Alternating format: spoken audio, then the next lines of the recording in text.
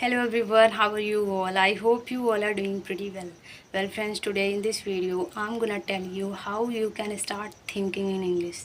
Yes, so how you can think in English I'm just going to tell you. So watch this video till the end, and if you find this video useful, so don't forget to like, share and subscribe my channel.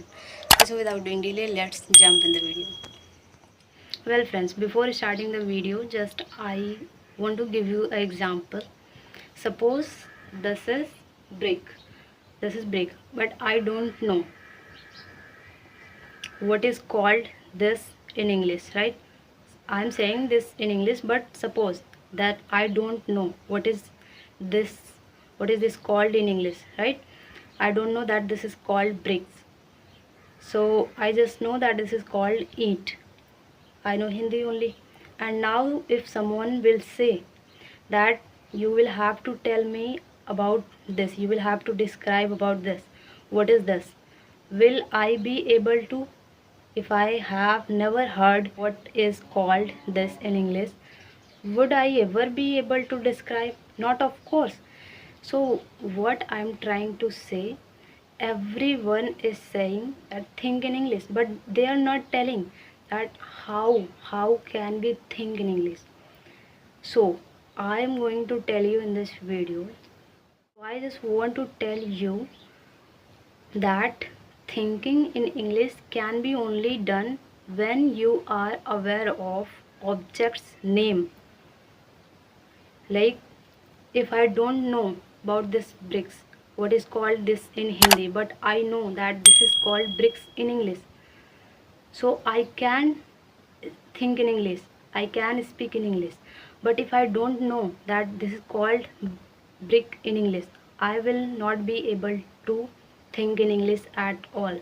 So this is simple, that if I have to think in English, that means I must know words, situational English. That means I must know words, I must know sentences, I must know that which word is used in which situation, right? If I know about emotions, and I know, if I know that this emotion is called this in English, then I can think. If I don't know what is this emotion called in English, will I ever be able to think in English? Not, of course. So for thinking in English, it is very and very important to first know the object's name, to know the emotion's name in English. When I know that this object is called this in English, then I can think. Without knowing the name of the object, name of the emotions, name of the word, whatever, I can I ever be able to think in English? Not, of course. So we are born in India. We are born in India and we have multiple languages, right? So we cannot think in English without knowing the name of the object in English, without knowing the emotions, without knowing the situational English. If we know situational English, then we can think in English. So first we need to understand that what is the name.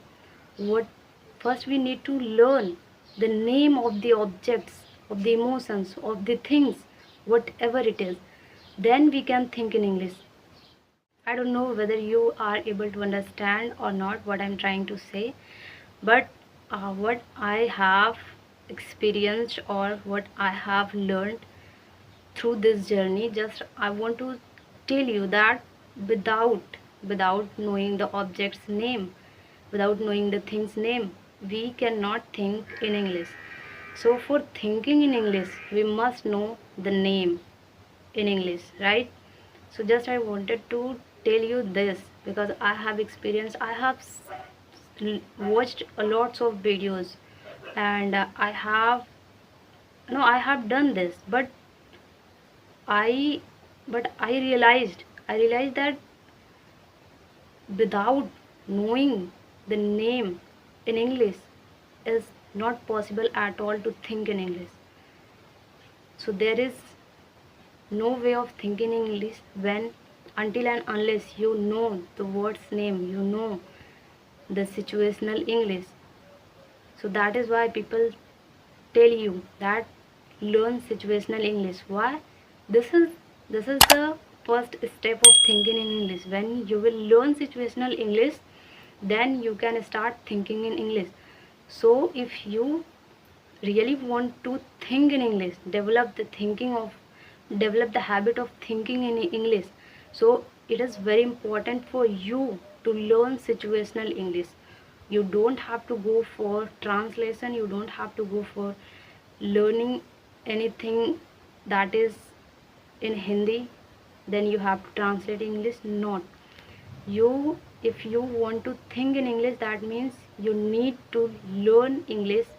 That would be situational English, right? So all the things, whatever I have experienced or whatever I know, I told you, and it's totally up to you and up to your understanding, that what you understand, what you feel, you should do the things as per your understanding.